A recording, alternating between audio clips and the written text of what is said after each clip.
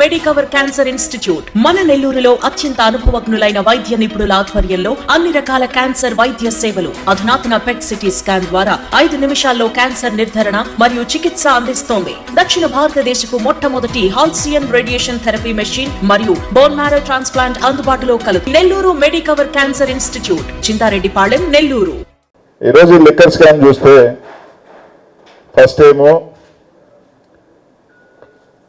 50,000 కోట్లు అన్నారు, తర్వాత ఏమో 30,000 కోట్లు అన్నారు, తర్వాత ఏమో 20,000 కోట్లు అన్నారు, తర్వాత 3,000 అన్నారు, ఇప్పుడేమో 2,000 చిల్లర, రేపు 1000, తర్వాత 500, తర్వాత ఉంటుందో లేదో కూడా తెలియదు. ఈ లిక్కర్ స్కామ్ మనం చూస్తే ఎక్కడ దానికి సంబంధించిన ఆర్థిక లాభాలు లేవు, డబ్బులు పట్టుకుంది లేవు, ఆధారాలు లేవు. సరే, ఈ అకౌంట్లో నుంచి ఎక్కడికైనా ట్రాన్స్ఫర్ అయినాయి అంటే అవి కూడా లేవు. కేవలం కొంతమంది అధికారులను పిలిపించుకొని బెదిరించి మీకు ఉద్యోగాలు ఇబ్బంది చేస్తాం, రకరకాల కేవలం కొన్ని ఒక స్టేట్మెంట్స్ వల్ల తీసుకొని ఆధారాలుగా, ఒక నోటి మాట ఆధారాలుగా తీసుకొని ఈరోజు ఒక మాజీ ఐఏఎస్ని కానీ, అలాగే ఈరోజు ఎంపీగా, మూడోసారి ఎంపీగా 40-50 సంవత్సరాలుగా పెద్దరెడ్డి కుటుంబం చిత్తూరులో చంద్రబాబు నాయుడు గారికి వ్యతిరేకంగా ఒక బలమైన వర్గంగా, కుటుంబంగా వెలుగొందుతున్న పెద్దరెడ్డి కుటుంబం నుంచి వచ్చిన మూడోసారి ఎంపీగా ఉన్న మిథునన్న మీద ఈరోజు కేసు వేయటం కూడా, అరెస్ట్ చేయటం కూడా చూసాం. దీనికి సంబంధించి మిథునన్నకు సంబంధించి ఆయన ఒక ఎంపీ, వాళ్ళ తండ్రి ఆ శాఖ మంత్రి కూడా కాదు, అయినా సరే ఏదో రకంగా తాన్ని కూడా తీసుకొచ్చి ఇరికిచ్చేస్తే జగన్మోహన్ రెడ్డి గారిని తర్వాత ఇబ్బంది పెట్టచ్చు అనే ఒక దీంట్లో కేవలం ఒక అబద్ధపు వీటితో ఈరోజు అన్నీ కూడా చూస్తూ ఉన్నారు. ఏమన్నా అంటే ఈ 2019-24లో లిక్కర్ ఆదాయం తగ్గింది, జగన్మోహన్ రెడ్డి గారు వచ్చిన తర్వాత లిక్కర్ అనేది పూర్తిగా కూడా ఆదాయం తగ్గిందని చెప్పి ఒక తప్పుడు మాటలు మాట్లాడుతున్నారు. కానీ వాస్తవానికి జగన్మోహన్ రెడ్డి గారు వచ్చిన తర్వాత అన్ని షాప్స్ కూడా గవర్నమెంటైజ్ చేయడం జరిగింది. ప్రతి షాప్లో కూడా ఒక ట్రాన్స్పరెన్సీ తీసుకురావడం జరిగింది, బెల్ట్ షాప్స్ అరికట్టడం జరిగింది. ఈరోజు అందరూ గుర్తుపెట్టుకోవాల్సింది, ఈ రాష్ట్ర ప్రజలందరూ కూడా,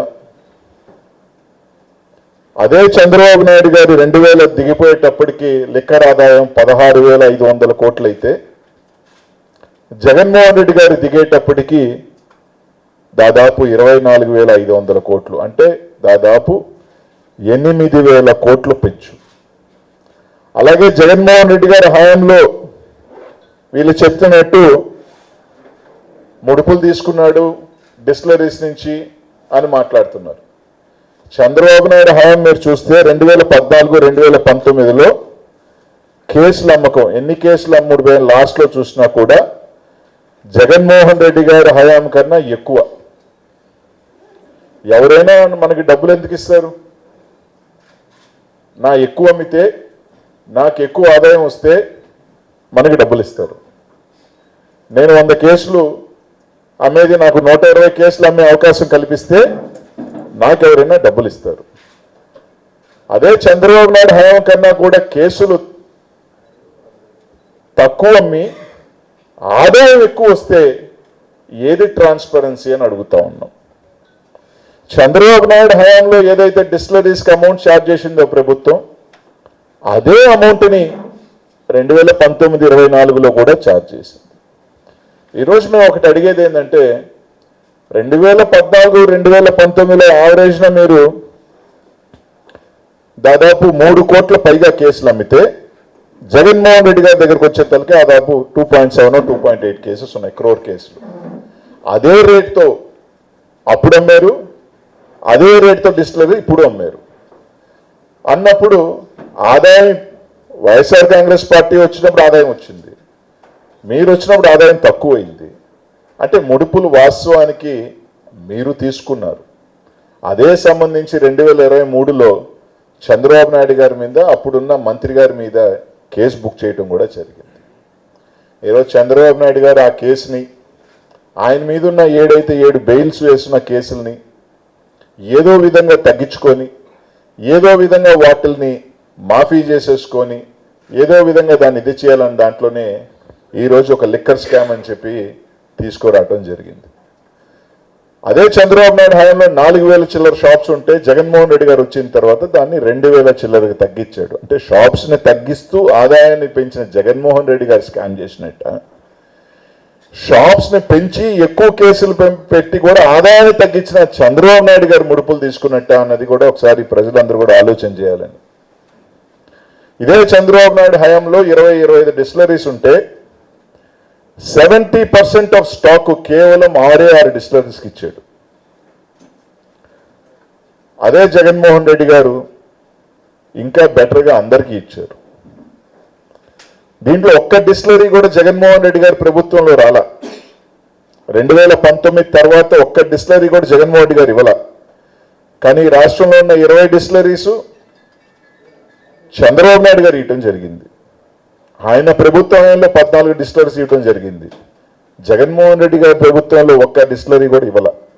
అంటే డిస్టిలరీస్ ఆయనే ఇచ్చాడు, కొత్త మందు పర్మిషన్లు ఆయనే ఇచ్చాడు, కేసులు ఆయనే అమ్మాడు, ఆదాయం తక్కువ వచ్చింది.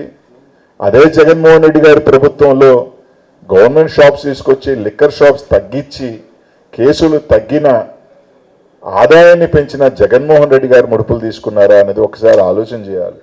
ఎందుకంటే నాకు డబ్బు ఎక్కువ వస్తే నేను డబ్బులు ఇస్తా,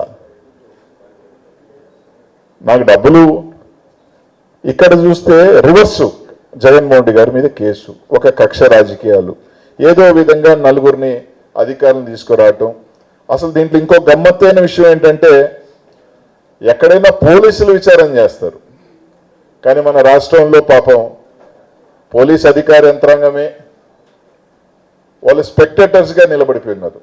డిఐజీ ర్యాంక్ అధికారులే ఏమీ చెప్పుకోలేక ఈ రాష్ట్రంలో జరుగుతున్న పరిణామాలు.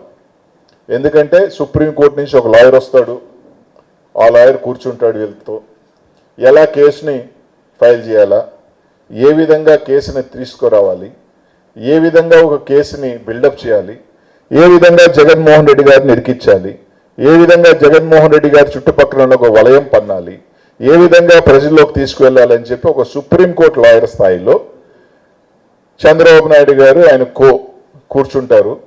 కూర్చున్న తర్వాత వాళ్ళు అన్నీ చెప్పిన తర్వాత దాని అనుగుణంగా పోలీస్ యంత్రాంగం పనిచేయటం తప్ప, పోలీస్ యంత్రాంగం విచారణ చేసో లేదా డీజీ స్థాయి అధికారులు విచారణ చేసో ఈ కేసు నడవట్ల. కేవలం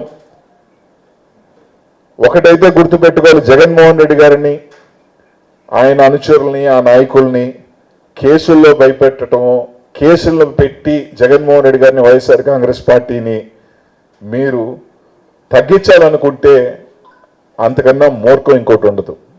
మీ దాంట్లో మాకన్నా కేసులు ఎక్కువ అమ్మిన మీరు ఆదాయం తక్కువ ఉంటే, తక్కువ కేసులు అమ్మి మేము ఆదాయం ఎక్కువ తీసుకొస్తే ఆదాయానికి గండి పడుతుందని చెప్తా ఉన్నారు. అదే రేటు మారలా. డిస్టిలరీస్కి ఇచ్చే రేటు మీరెంత ఇచ్చారో మేమెంత ఇచ్చాం, కానీ ఆదాయం మా ప్రభుత్వంలో పెరిగింది, మీ గవర్నమెంట్లో రేటు తగ్గింది. మీరు ఇంకా ఎక్కువ షాపులు ఉన్నాయి, మేము ఇంకా షాపులు తగ్గించాం. అంటే ఎవరికి ముడుపులు ఇస్తారు? ఇప్పుడు ముడుపులు మీరు తీసుకో ఉండాలా, మేము తీసుకున్నామా? మీరు తీసుకున్నారు ముడుపులు. దానికి సంబంధించి కేసుని తొక్కి పారేసి దీన్ని ఒకటి తీసుకొచ్చారు. డిస్టిలరీస్ మీరు ఇచ్చారు, కొత్త బ్రాండ్లు మీరు ఇచ్చారు. ఒక్క బ్రాండ్ జగన్మోహన్ రెడ్డి గారు ఇవ్వాల, ఒక్క డిస్టిలరీ జగన్మోహన్ రెడ్డి గారు ఇవ్వాల. ఏ ఒక్క షాప్ ఇప్పుడు జరుగుతున్నట్టు ఎంఆర్పీలు పెంచుకోండి, లిక్కర్ షాపులు మీరు పక్కన షాపులు పెట్టుకోండి, బెల్టులు పెట్టుకోండి. ఒక నెల్లూరులోనే చెప్తా ఉన్నారు 250 టౌన్లో ఎప్పుడు ఒక నెల్లూరు కార్పొరేషన్లో బెల్ట్లు ఎప్పుడు మహా అంటే 5 or 10 ఉన్నాయి.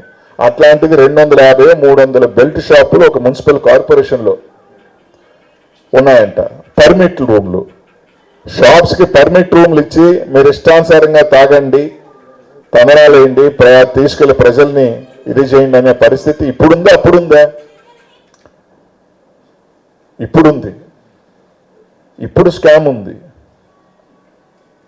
చంద్రబాబు నాయుడు ఎల్లో మీడియా 10 సార్లు ఒక అబద్ధాన్ని చెప్తే అది నిజమైపోతుందని, వాళ్ళు ఏ మీడియాలో వస్తుందో అదే విధంగా పోలీస్ యంత్రాంగం పనిచేయటం కానీ అన్నీ కూడా చూస్తూ ఉన్నాం. తప్పకుండా పైన దేవుడు ఉన్నాడు. ఈరోజు మీది, రేపు మాది.